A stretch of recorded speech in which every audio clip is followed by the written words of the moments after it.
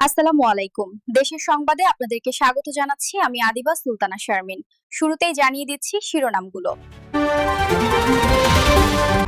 2 দিনের নাটকীয়তার পর জাকসুর ফল ঘোষণা। ভিপি নির্বাচিত স্বতন্ত্র প্রার্থী জিতু জিএস সহ সিংহভাগ পদে শিবিরের জয়। 33 বছর পর ছাত্র সংসদ পেল জাহাঙ্গীরনগর বিশ্ববিদ্যালয়। মানব ঋণে সুদ হারের পার্থক্য সীমা অতিক্রম করেছে 75% ব্যাংক। স্প্রেড নির্ধারণে অনিয়ন্ত্রিত হলেও কেন্দ্রীয় ব্যাংকের সাফাই, সুদ হার বাড়লে বাড়বে ব্যয়। সঞ্চালন লাইনে দৈনিক 80 লাখ ঘনফুট গ্যাস সরবরাহ করবে সিলেট গ্যাস ফিল্ড কোম্পানি। সিলেটের 4টি গ্যাস ক্ষেত্রে রয়েছে 10 বছরের মজুদ, ফুরানোর আগেই অনুসন্ধানের তাগিদ। দেশ বরেণ্য লালন সঙ্গীত শিল্পী ফরিদা পারভীনের মৃত্যুতে সঙ্গীতাঙ্গনে শোকের ছায়া। শহীদ মিনারে শ্রদ্ধা নিবেদন শেষে ঢাবি কেন্দ্রীয় মসজিদে হবে প্রথম জানাজা। সেন্ট্রাল লন্ডনে অভিবাসন বিরোধীদের বিশাল বিক্ষোভ, 1 লাখেরও বেশি মানুষের ঢল। অভিবাসীদের মর্যাদার দাবিতে পাল্টা মিছিল। বাংলাদেশ অধ্যুষিত এলাকায়ও র্যালি। 2 দিনের নাটকীয়তা শেষে মিলল জাহাঙ্গীরনগর বিশ্ববিদ্যালয় শিক্ষার্থী সংসদ ও হল সংসদ নির্বাচনের ফল। জাকসু নির্বাচনে ভিপি নির্বাচিত হয়েছেন স্বতন্ত্র প্রার্থী আব্দুর রশিদ জিতু এবং জিএস পদে জয় পেয়েছেন ছাত্র শিবির প্যানেলের মাজহারুল ইসলাম।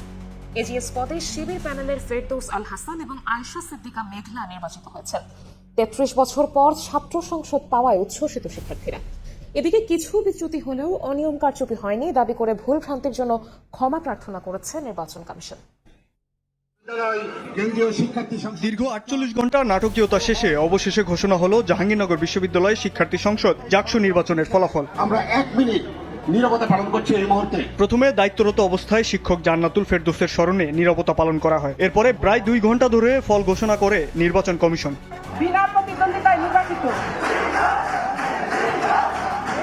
ব্যবস্থাপনাগত ত্রুটি এবং দেরিতে ফল ঘোষণা করায় ক্ষমা চায় নির্বাচন কমিশন। 30 বছর পরে বহু কাঙ্ক্ষিত জাকসু নির্বাচন করতে গিয়ে, হল সংসদ নির্বাচন করতে গিয়ে আমরা হয়তো ছোট ছোট কিছু জায়গায় আমাদের হয়তো কিছুটা বিচ্যুতি হতে পারে। সেজন্য যদি কোনো ভুল হয়ে থাকে নির্বাচন কমিশনের পক্ষ থেকে আপনাদের কাছে আমরা ক্ষমা চেয়ে নিচ্ছি। আজকে জেনারেল সেক্রেটারি প্রথম হয়েছে। বিভিন্ন হলে রিটার্নিং কর্মকর্তা হল সংসদ নির্বাচনে বিজয়ী প্রার্থীদের নাম ঘোষণা করেন। উচ্ছ্বাসের সঙ্গে সেই ফলাফল গ্রহণ করেন 21টি হলের শিক্ষার্থীরা।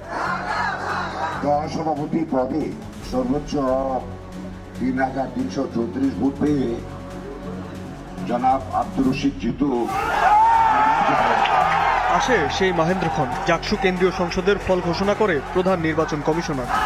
সাধারণ সম্পাদক সর্বোচ্চ ভোট পেয়েছেন জনাব মোহাম্মদ মাজহারুল ইসলাম। ভিপি এবং জিএস পদে বিজয়ীদের নাম ঘোষণার পর সিনেট ভবনে উল্লাসে ফেটে পড়েন শিক্ষার্থীরা। ভিপি পদে নির্বাচিত স্বতন্ত্র শিক্ষার্থী সম্মেলন প্যানেলে আব্দুর রশিদ জিতু এবং জিএস পদে জয়ী ছাত্র শিবির সমর্থিত মাজহারুল ইসলাম শুভেচ্ছা বিনিময় করেন। ভিপি সহ 3 পদে স্বতন্ত্র, 2টি পদে বৈষম্য বিরোধী সমন্বিত শিক্ষার্থী সংসদ এবং জিএস সহ 20টি পদে শিবির সমর্থিত প্যানেলের প্রার্থীরা জয়লাভ করেন। তাৎক্ষণিক প্রতিক্রিয়ায় নবনির্বাচিত ভিপি আব্দুর রশিদ জিতু বলেন, ব্যবস্থাপনার ত্রুটি থাকার পরেও নির্বাচন কমিশন সুষ্ঠু ও গ্রহণযোগ্য নির্বাচন উপহার দিয়েছেন। শিক্ষার্থীদের চাওয়া পাওয়ার ব্যাপারে কোনো ছাড় দেবেন না বলেও জানান তিনি।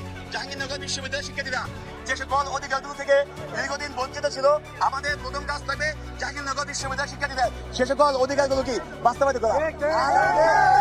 আমাদের একটি প্রথম কাজ থাকবে এই জাহাঙ্গীরনগর বিশ্ববিদ্যালয় থেকে সকল প্রকার দলীয় যে রাজনৈতিক রাজনীতি চর্চা সেটি বন্ধ করবে ইনশাআল্লাহ। এদিকে নতুন জিএস মাজহারুল ইসলাম বলেন, শিবিরের বিপক্ষে ঘৃণার চর্চা হয়েছে, অথচ কাজের মাধ্যমে মন জয় করে নিয়েছে শিবির। শিক্ষার্থীদের ভোটকে আমানত উল্লেখ করে তা রক্ষার কাজ করার প্রতিশ্রুতি দেন তিনি। কোনো প্রকার ক্রিটিসিজম, যে কোনো প্রকার পরামর্শ খুবই সাদরে ওয়েলকাম জানাবো। আমাদেরকে আপনারা সহযোগিতা করবেন। আমরা আপনাদের স্বপ্নের ক্যাম্পাস বিনির্মাণে, আধিপত্যবাদ বিরোধী, স্বৈরাচার বিরোধী ক্যাম্পাস বিনির্মাণে আমরা আপনাদের সারথি হতে চাই। 33 বছর পর ছাত্র সংসদ পেল জাহাঙ্গীরনগর বিশ্ববিদ্যালয়। রাজশাহী বিশ্ববিদ্যালয় কেন্দ্রীয় ছাত্র সংসদ, সিনেট ছাত্র প্রতিনিধি ও হল সংসদ নির্বাচনে প্রার্থীদের ব্যালটের নম্বর নির্ধারণ করা হবে লটারির মাধ্যমে। শনিবার রাতে রাকসুর কোষাধ্যক্ষের কার্যালয়ে প্রার্থীদের সঙ্গে সভা শেষে এই সিদ্ধান্ত নেয় নির্বাচন কমিশন। জানায় রোববার বিকেলে সিনেট ভবনে হবে লটারির মাধ্যমে প্রার্থীদের ব্যালট নম্বর প্রদান। এছাড়া 9টি একাডেমিক ভবনের প্রতিটিতে 2টি হলের শিক্ষার্থীদের ভোট গ্রহণের সিদ্ধান্ত জানানো হয়। আরও জানানো হয়, বিশ্ববিদ্যালয়ের আইডি কার্ড বা বিকল্প প্রত্যয়নপত্র দেখিয়ে ভোট দেওয়া যাবে। এছাড়া শিক্ষার্থীদের দাবির প্রেক্ষিতে স্বচ্ছ ব্যালট বাক্স ম্যানুয়াল পদ্ধতিতে ভোট গণনার বিষয়ে নির্বাচন কমিশন রোববার সিদ্ধান্ত নেবে। পাশাপাশি একই দিন নির্বাচনের নানা বিষয় নিয়ে ক্যাম্পাসের নজরুল ইসলাম অডিটোরিয়ামে সেমিনার আয়োজনের সিদ্ধান্ত নেওয়া হয়।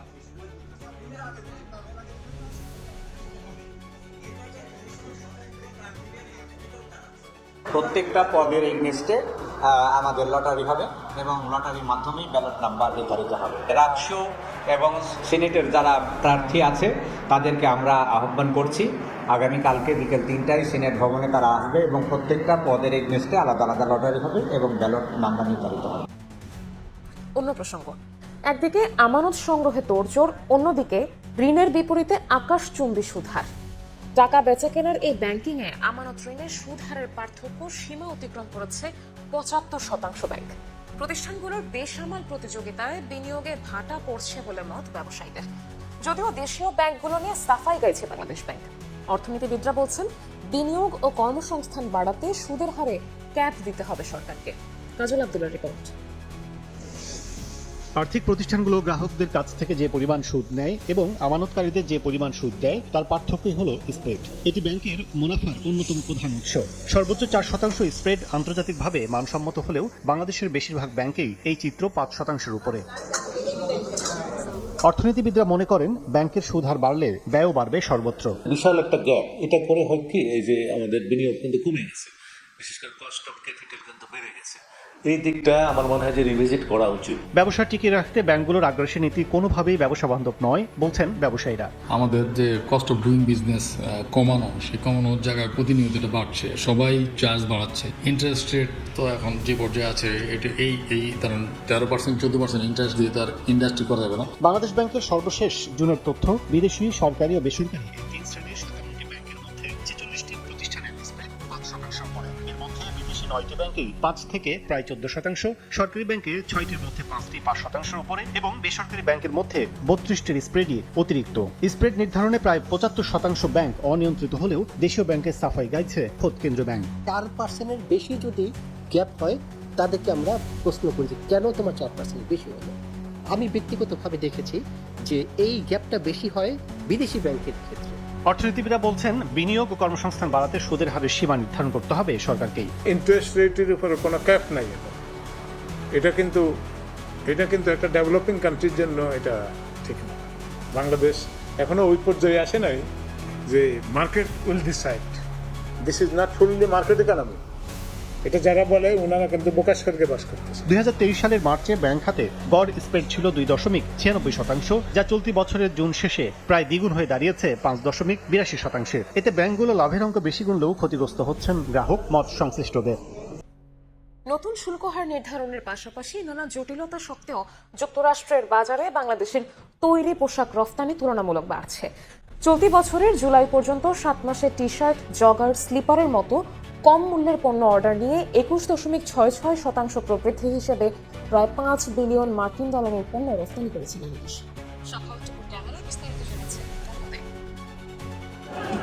মার্কিন যুক্তরাষ্ট্রের office of textile and apparel ওটেক্সের তথ্য অনুযায়ী 2025 সালের জানুয়ারি থেকে জুলাই পর্যন্ত বাংলাদেশ থেকে আমদানি করেছে $4.91 বিলিয়ন তৈরি পোশাক। আগের বছরের এই সময়ে ছিল $4 বিলিয়ন। এবার একক মাস হিসেবে জুলাইতে 4.97% প্রবৃদ্ধি হিসেবে $730 মিলিয়ন পণ্য রপ্তানি হয়েছে। চায়নার ডিউটি একটা বিরাট ফ্যাক্টর, যেখানে আমাদের বাংলাদেশ এই সুযোগটা অবশ্যই আমরা নিচ্ছি। 21%-এর মতো আমাদের আপনার গ্রোথ অলরেডি আসে এবং সামনে আশা করতেছি এটা আরো বাড়বে। অবশ্যই প্রতিযোগী দেশ ভিয়েতনাম বাংলাদেশের অর্থাৎ $9.52 বিলিয়ন পণ্য রপ্তানি করলো, বৃদ্ধি হয়েছে 16.94%।